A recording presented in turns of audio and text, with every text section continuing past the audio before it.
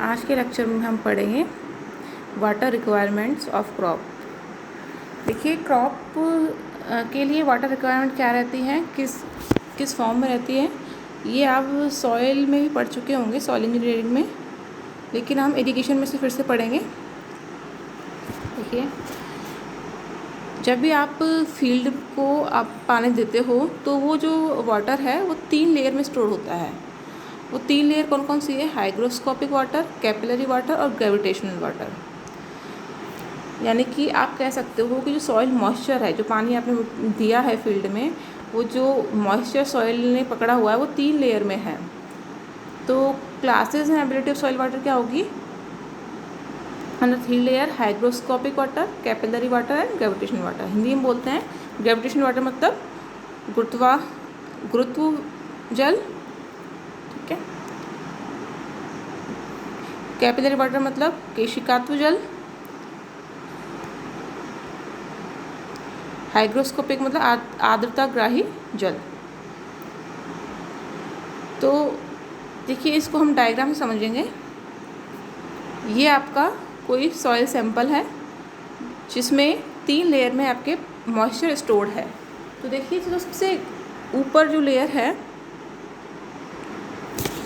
ये आपका ground floor है। तो यहाँ पे आपके ग्राउंड से सबसे ऊपरी लेयर जो है वो आपके ग्रेविटेशनल वाटर के रूप में स्टोर होती है, यानी गुरुत्व बल के रूप में स्टोर होता है। तो ये जो पानी है ये सुपरफ्लुअस वाटर कहलाता है, मतलब ये एक्स्ट्रा पानी है अपने पास, जो कि आपके चाहो तो निकाल सकते हो या फिर एवोपरेशन में उड़ जाएगा गर्मी से। तो ये एक्स्ट्रा है जो पेड़ों के पोषण के लिए विशेष तौर पे काम नहीं आता है। ये है ग्रेविटेशनल वाटर। सेकंड लेयर में जो पानी है वो आपके कहलाता है केशिकात्व जल, कैपिलरी वाटर। तो जो कैपिलरी वाटर है पेड़ों के रूट जोन के लिए सबसे महत्वपूर्ण है, ये वाला वाटर कैपिलरी वाटर, इसलिए इसे अवेलेबल वाटर कहते हैं। यानी कि ये वाटर पेड़ों के रूट के लिए, क्रॉप के रूट के लिए हमेशा अवेलेबल रहता है। देखिए, यहाँ पे गौर कीजिएगा, कैपिलरी वाटर में एक आपको लाइन दे रखी है जिसे कहा गया है विल्टिंग कोफिशिएंट। तो विल्टिंग पॉइंट वो पॉइंट है जिसके बिलो वाटर जाने पर आपकी क्रॉप या आपका कोई भी पौधा सरवाइव नहीं कर सकता। तो एटलीस्ट आपको विल्टिंग पॉइंट तक पानी हमेशा बनाए रखना होगा। यदि विल्टिंग पॉइंट से नीचे अगर पानी चला जाता है तो आपके पौधा सरवाइव करना मुश्किल है, कैन नॉट बी सरवाइव, ठीक है। तो ये आपके कैपिलरी हो गया। सबसे लास्ट जो लेयर है वो है हाइग्रोस्कोपिक वाटर। हाइड्रोस्कोपिक वाटर जो है ये काफ़ी नीचे होने के कारण ये क्रॉप के लिए अवेलेबल नहीं होता, इसलिए इसको नॉन अवेलेबल वाटर कहते हैं। तो क्रॉप के लिए अवेलेबल जो वाटर जो रहता है वो कैपिलरी केशिकात्व जल रहता है, और केशिकात्व की जो लोअर लेयर होती है वो विल्टिंग पॉइंट कहलाती है, विल्टिंग कोफिशिएंट कहलाती है, जिसके बिलो पानी जाने पर क्या होगा? पेड़ सरवाइव नहीं कर सकता।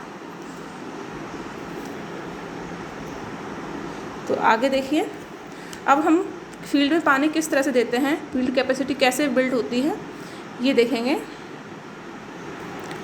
देखिए, ये ग्राफ आपको दिया हुआ है जिसके एक्स एक्सिस पर टाइम दिया हुआ है, वाई एक्सिस पे मॉइस्चर कंटेंट ऑफ सॉइल दिया हुआ है, कितना मॉइस्चर आपने दिया। तो देखिए, जब भी आप वाटरिंग करते हैं फील्ड में तो डेली नहीं करनी होती, एक बार कर दी, फिर 10 दिन बाद या 5 दिन बाद या फिर 10 दिन बाद ऐसे करते हैं। तो देखो, इसमें वाटरिंग का पैटर्न दिखा रखा है कि एक टाइम पर आपने फुल रेडिली अवेलेबल मॉइस्चर जो लाइन है, रेडिली अवेलेबल मॉइस्चर, ये जो लाइन है यहाँ तक पूरा पानी दे दिया। मतलब आपने 3 लेयर में पानी पड़ा था, हाइड्रोस्कोपिक, कैपिलरी और ग्रेविटेशनल वाटर। तो अप टू ग्रेविटेशनल फ्लोअर्स तक आपने पानी फील्ड में दे दिया। यहाँ तक ये मॉइस्चर हो गया सॉइल में। फिर समय के साथ जैसे इवेपोरेशन होगा, क्रॉप उसे यूज़ में ले लेंगी, तो वैसे वैसे पानी डिक्रीज़ होना स्टार्ट हो जाएगा।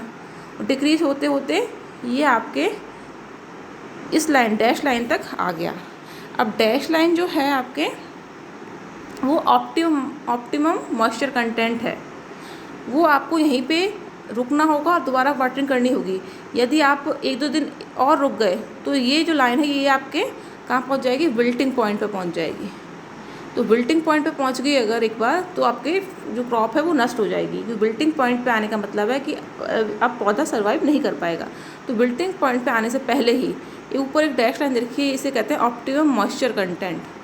तो इस ऑप्टिमम मॉइस्चर कंटेंट पे आने के बाद आपको जो है वापस से वाटरिंग करनी पड़ेगी। जिस दिन आप वाटरिंग करोगे वापस से फुल हो जाएगा पानी पूरा, जितनी भी आपकी रेडिली आपके जो है अवेलेबल मॉइस्चर जो रहता है कैपिलरी तक, वो वापस से फुल हो जाएगा। फिर हमेशा डिक्रीज़ होगा, फिर आप वाटरिंग करोगे फिर फुल हो जाएगा। इस तरह से ग्राफ चलता रहेगा। तो देखिए जो ऑप्टिमम वाटर कंटेंट है, ठीक है, ये ही आपकी क्या है, फील्ड कैपेसिटी। और ये जो है विल्टिंग पॉइंट से ऊपर ये है आपके available moisture in capillary water. और फील्ड ऑप्टिमम मॉइस्चर कंटेंट से ऊपर जितना भी पानी है वो रेडिली अवेलेबल मॉइस्चर कहलाता है। ठीक है, टोटल अवेलेबल मॉइस्चर तो आपके विल्टिंग तक रहता है, लेकिन आप यूज़ केवल कितना रखोगे, readily available optimum moisture content से अबव वाला। तो देखिए readily available moisture for plant जो निकालोगे आप, कैसे निकालोगे, फील्ड कैपेसिटी में से ऑप्टिमम मॉइस्चर कंटेंट माइनस कर दोगे तो आपके रेडिली अवेलेबल मॉइस्चर आ जाएगा। तो फील्ड कैपेसिटी पे क्या है, ऊपर वाली जो लाइन है ना, ये है आपकी फील्ड कैपेसिटी। तो इस पूरे फील्ड कैपेसिटी में से जो आपकी पूरे पानी देने की फील्ड कैपेसिटी थी, इस फुल फील्ड कैपेसिटी में से आपने ये ऑप्टिमम मॉइस्चर कंटेंट जो है ये माइनस कर दिया। तो क्या बचा, ये वाला पार्ट बचा।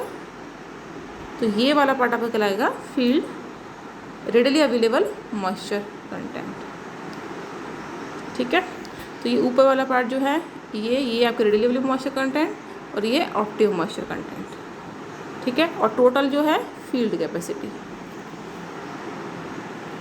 ठीक है, अब देखिए, तो आपको यदि रेडिली अवेलेबल मॉइस्चर कंटेंट निकालना है तो फील्ड कैपेसिटी में से optimum moisture content MO optimum moisture content minus करना होगा। FC मतलब फील्ड कैपेसिटी। देखो 5 आपको बिल्टिंग पॉइंट्स दिखा रखा है। 5 हम कहते हैं बिल्टिंग पॉइंट को, बिल्टिंग कोफिशिएंट, जिसके बिलो जाने पर प्लांट कांट सर्वाइव। MO जो है रेडिली अवेलेबल मॉइस्चर कंटेंट है। ठीक है, ऑप्टिमम मॉइस्चर कंटेंट है MO। फ्रीक्वेंसी ऑफ इरिगेशन कैसे निकालते हैं, देखिए फ्रीक्वेंसी मतलब कितने टाइम बाद आप वापस से पानी दोगे, फ्रीक्वेंसी ऑफ इरिगेशन। तो देखो कैसे निकालते हैं, weight divide by readily available moisture depth divide by consumptive use rate, ये इसका फॉर्मूला है। कंजम्पटिव यूज रेट को CU से दिखाते हैं, जो कि आपको क्वेश्चन में दिया जाएगा। वेट जो है सॉइल सैंपल का divided readily available moisture depth जो आपने ऊपर निकाली है सेकेंड नंबर पॉइंट में। इस तरह से आप फ्रीक्वेंसी निकाल सकते हो, नंबर ऑफ डेज निकाल सकते हो। अच्छा, फील्ड कैपेसिटी कैसे निकालेंगे, फील्ड कैपेसिटी का फॉर्मूला है weight of water stored in soil of unit area, कि आपके यूनिट एरिया सॉइल में कितना वाटर स्टोर हुआ उसका weight divided by weight of same soil of unit area, और विदाउट वाटर की सॉइल का वेट कितना है। इन दोनों का जो अनुपात है वो फील्ड कैपेसिटी होती है। तो ये आप फील्ड कैपेसिटी इस तरह से निकाल सकते हो। नेक्स्ट लेक्चर में हम इस पर न्यूमेरिकल्स करेंगे, जिससे आपको टॉपिक और क्लियर हो पाएगा। Thank you.